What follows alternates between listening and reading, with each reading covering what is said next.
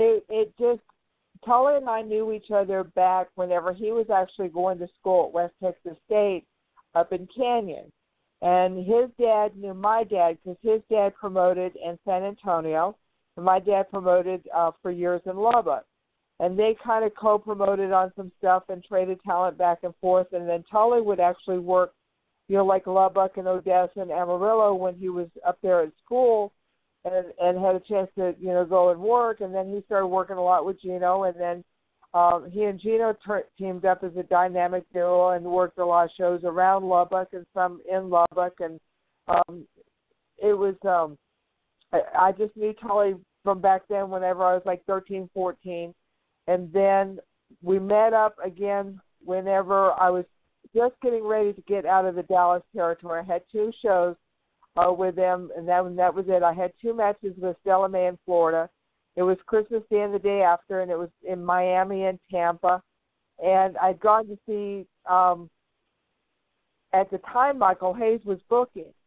So I bought like this big, huge bottle of Jack Daniels and went to go see Michael Hayes, and he went on to inform me that Florida was getting ready to shut down, that the person to go see was Dusty because Dusty was getting ready to, quote-unquote, blow North Carolina up. And he says that the Mid-Atlantic is a place that you want to be. He says that's the one that's getting ready to really get going. He says because Dusty's getting the talent, and he says that Dusty's getting ready to go with it.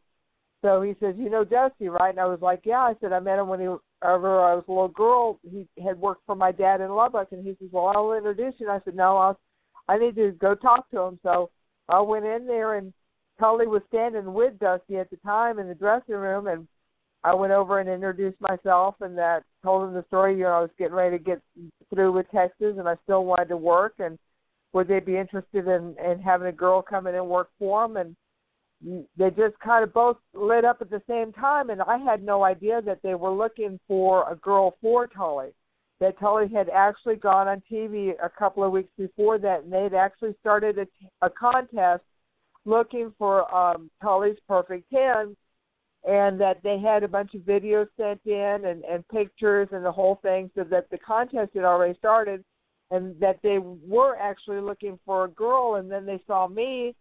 And I was the perfect opposite of what everybody would think that Tully would be with. They would think that Tully would be like some short little homecoming, like beauty queen type thing, that with the tiara and the hair and the teeth and the smile and the dress and not, a 5'10", athletic girl that kicks somebody's butt, at the drop of a hat.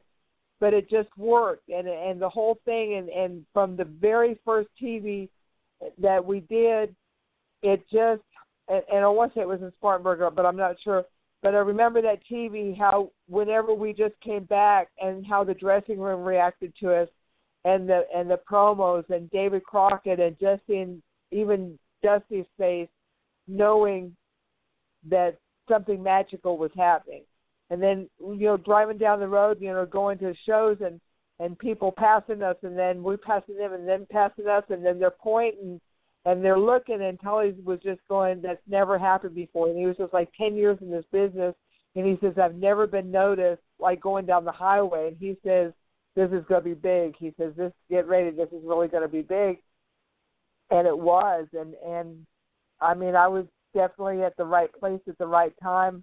And the talent that I got to work with, I mean, I couldn't have picked, no one could have picked better talent. I mean, from Tully to Dusty to Flair, even like with Warlord and Larry Zbyszko, they're all like, look at all the WWE Hall of Famers I've gotten to work with, whether directly or indirectly and in the ring, and just, it's just phenomenal. And I'm very, very lucky, and I'm very, very fortunate.